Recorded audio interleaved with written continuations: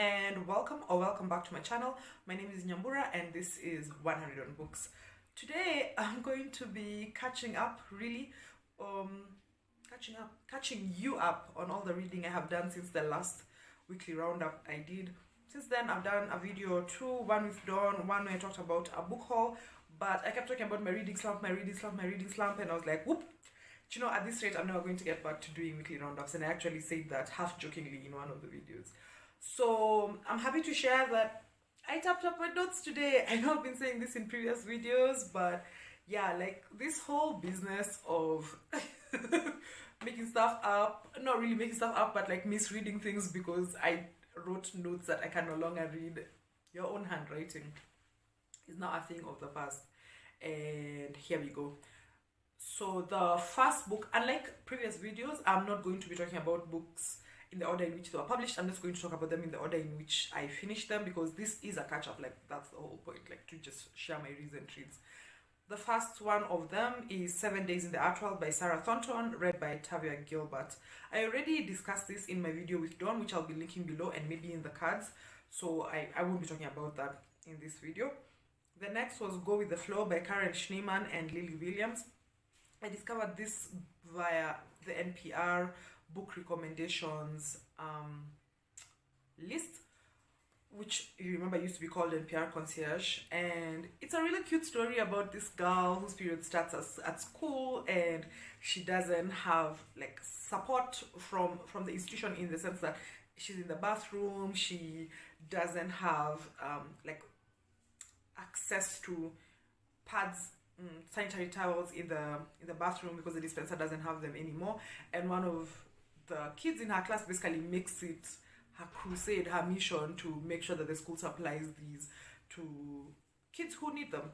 And also like she gets caught up in their friend group and she makes friends in the process, and you know, they really get to talk about what it means to menstruate, what it means to have a period, to experience pain during one's period. And I also love that the fact that there wasn't necessarily resolution on all fronts, but it was over and above the whole period factor. It was a story of friendship, camaraderie, doing things together with your friends, having all of these fun times, exploring things, and just good vibes overall. Highly recommend. The next one was New York, My Village by Uwem Akpan, narrated by Elnathan John. And this book follows a Nigerian editor who's working on a collection of essays, a book that's a collection of essays around the experience of minority ethnic groups during the Biafran War, which a bunch of you will know. There have been Nigerian books that have tackled the Biafran War, but this is now tackling the Biafran War and the things that were happening in Biafra from the perspective of minority ethnic groups. And so he wins Toni Morrison Fellowship to go to New York and work on this book. And when he's there, he finds himself really confronting what it means to be a minority person in the US, but also to be a minority where he's from. And even in the lead up to going to the US, he encounters all of these issues that have to do with essentially proving the existence of his ethnic group, proving that they're real and all of that. Then going to the US and finding that people have reinvented themselves as versions of themselves that he does not recognize, people who he grew up with, people who he's known since he was a young person, and so on. There was a long exploration of the bedbug situation in his home, which honestly, like, I'm not gonna lie, it went on too long. But they also explore race and racial relations, and the fact that if you're a Black person coming from outside the US, you encounter race in a different way, not because people are not racist towards you, but because you don't have the social cultural context. Generally, this is not a blanket statement, you don't have the social cultural context in which to make sense of. Let me just break it because I went to check if the camera was actually recording, because imagine having to redo this. But yes, as I was saying, you don't have the social cultural context in which to make sense of some of the micro and macro aggressions that you may encounter. And so what might look like two people feuding might actually be like certain racial tensions playing out in front of you and so on and so forth. I'm not gonna lie, it did really hold my interest, this book. It tried to do something, but I think it tried to do too much. And I also don't know if the narrator's voice was giving what it thought it was supposed to be giving. Which is interesting because this is the first time I've listened to Elnathan John reading. And I don't know, there are books that sometimes grab me just because of the narrator's voice. This did not do that. And after a certain point, I was just like, where is this going, And books don't necessarily have to go somewhere, but I think there's a thing about how we're being trained to think of publishing as a site of satire and satirical events, and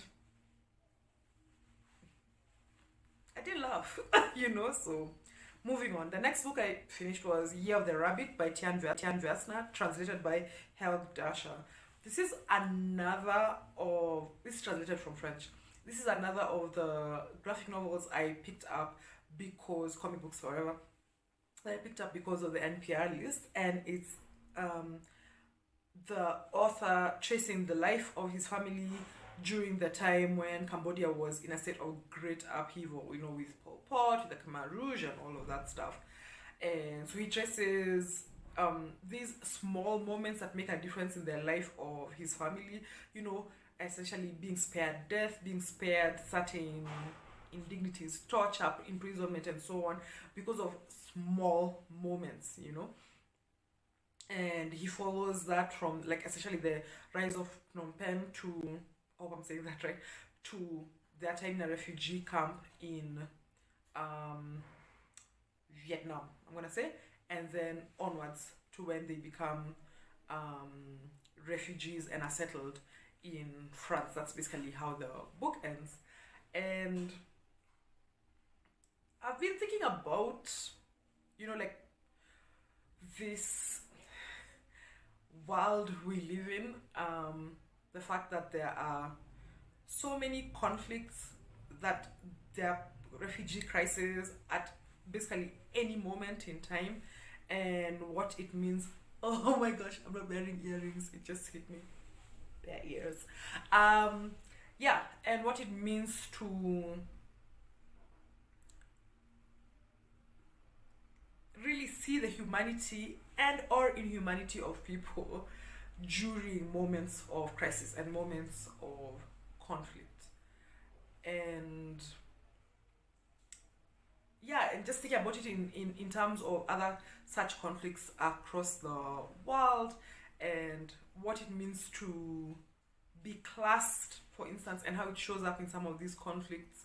For instance, if you read about what happened in Cambodia, essentially there was an active effort to read the society of people who are regarded as intellectuals because they could read and write, or because they were proficient in French and things like those. And of course there's always that tension, how much should we value quote-unquote traditional values, etc, or quote-unquote modern values, especially in the global south. But there's also a question of why these things have to happen at the expense of people's lives. Do you know what I'm saying? How do you imagine or reimagine society in such a way that people are treated with kindness and dignity and so on? The illustrations are really beautiful. I wish I had taken some screenshots before I returned the book. There's sometimes when it takes some shifts and moves around and it can be a bit confusing, but on the whole I had an interesting time reading it. I don't know if you can say I had a good time, because there are so many hard things happening, but yeah, I'm glad I picked it up. Then the next one was this tab locks itself in 2 minutes, so that's probably a message from the universe. Do Not Disturb: The Story of a Political Murder and an African Regime Gone Bad by Michela, which is also narrated by the author. This book right here. So Michela also wrote It's Our Time to Eat, which is about John Githongo, a Kenyan whistleblower, and Now This, which is about Rwanda and the situation there, and basically at the heart of the story is the Rwandan head of state, the president, Paul Kagame, and how he has essentially been eliminating dissidents and people who, like, do not toe the party line and so on. And I said this on Twitter, or maybe it was in my newsletter. I'll link both of those profiles below so you can read some of my thoughts and whatever. But I talked about how it made me feel a certain sort of way to be listening to this as a person who has lived in Kenya all my life. I mention this all the time because it is significant. Like, I think one's biography is significant to the way they are coming to the art they're experiencing. But it's significant in the sense that Kenya, with the first and second wave of Rwandan refugees, the first being right around independence time and the second being around the genocide in 1994, has had quite a number of Rwandan refugees. So that's one thing. The other thing is that there's been evidence that there have been genocidaires who came and set up base in Nairobi. And so the conflict in Rwanda is not an abstract thing for me as a Kenyan, as a person who's living in this country, as a person who my mom can tell you I've been an almost like obsessive consumer of news since I was a child. And so I've been paying attention to the country in a lot of ways, and just to read about how some of these falling outs happen. So, for instance, the murder at the heart of the book, which lends the book its title, Do Not Disturb, is of a man who was head of Rwanda's intelligence agency, and then he fell out with Kagame, and Kagame was like, you're out, bestie. And no one is safe, which I think is the thing with autocratic regimes, but it just felt really visceral. And as I was talking about it with Mama Mike, my mom, she mentioned how it sounded so familiar because a former Kenyan president, had essentially the same approach to dealing with dissidents. He'd just kill them. And also, like, for me, it's like, what does it even mean to be a dissident? What does it mean to not, agree with the regime of the day? Especially living in a country right now that barely has an opposition, barely has any voices that are contrary to the state line. Everyone is in bed in one way or another with the state, and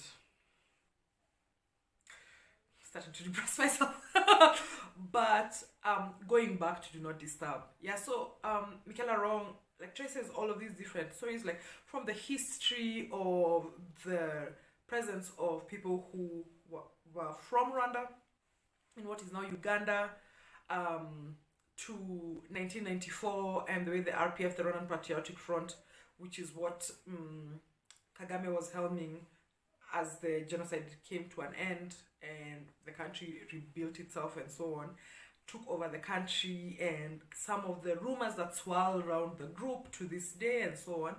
And just thinking about how familiar a lot of this stuff was, and how easily it seems that states fall into these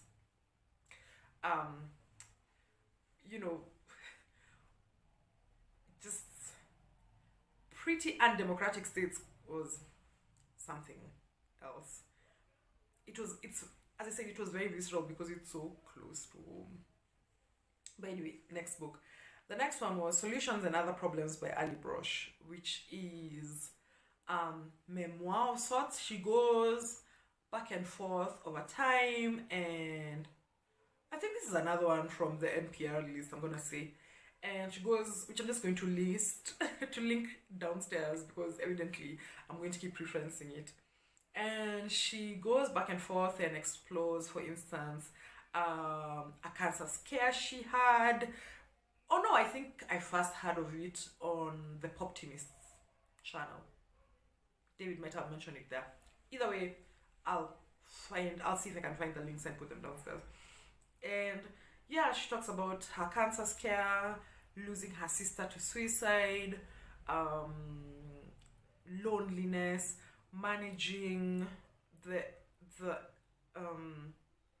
the end of a relationship. She doesn't talk about the end directly, but like sort of talking about how, you know, the ways in which like a relationship sort of like degrades and a bunch of other things. And her style is such that it all feels so whimsical but also so heartfelt, if that makes sense.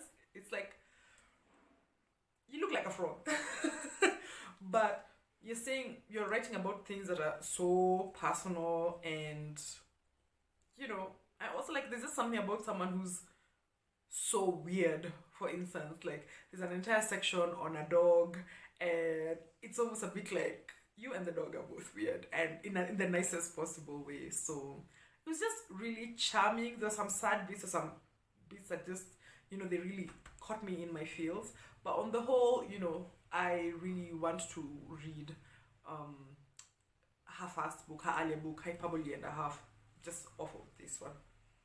The next was Between Two Fires: Truth, Ambition, and Compromise in Putin's Russia by Joshua Yaffa, which is narrated by Fred Sanders. I might have found this because of a list over on Middle of the Book Match.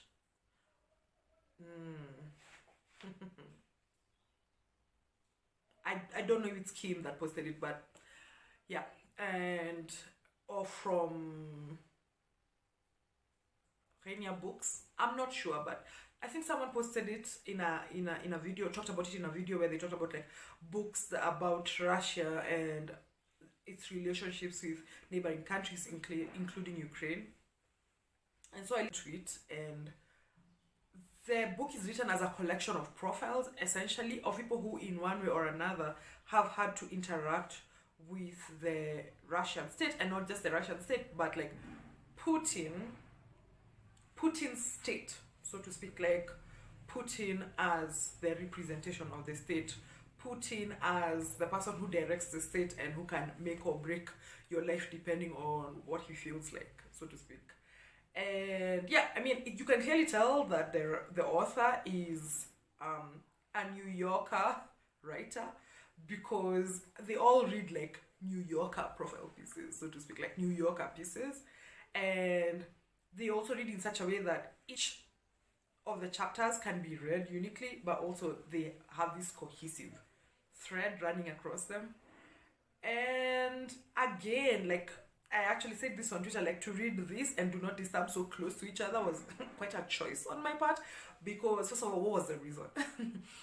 But second, more importantly, it's very clear that there's an MO for people who want to run autocratic states, who want to essentially, yeah, like rule the country in a certain sort of way, in a way that their whims and their desires are the only thing that determines who gets what or who doesn't get what, or what does or does not get done. And what I also liked was like there was a chapter on Crimea that talked about how this one character, but it's reflected across the state in one way or another, the province, in the annexed area in one way or another, really welcomed the entry of the Russians, and then quickly learned how expensive and how much he will regret it. You know, like just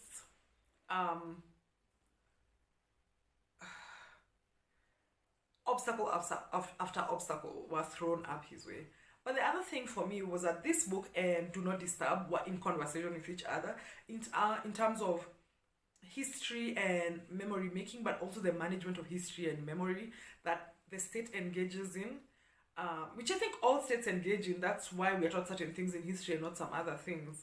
But also the ways in which those narratives can keep shifting over time. So that, for instance, in Rwanda, the genocide is always called the genocide against the Tutsis and moderate Hutus. And Michela Wrong mentions this, but this is something I've observed for many years, with the remembrance and so on and so forth, that there's a certain narrative that is at the heart of the way the genocide is discussed. There's a certain narrative that's at the heart of the way the ruling party's savior role is discussed, that means that there's almost no room in which to ask some difficult questions. And as I say, this is true in every country. And in a place like Russia, for instance, it's how to reconcile Stalin and Lenin and so on with the modern state, with modern Russian ideas of itself, while still distancing itself from the West and so on. It's just a really interesting book, and as I said, it was quite intriguing to read them so close to each other because I could clearly see the ways in which they were in conversation with each other. Then lastly, I read Cast Bunny by Bora Chung, translated by Anton, which, as you may recall, was shortlisted for the International Booker Prize. I read this as a buddy read with my friend MJ. I'm going to put a link to her Goodreads downstairs. And woo! What a wild collection of stories. Like, the opening story, the head, just, it set the tone for things, you know? Like, at some point I was just like,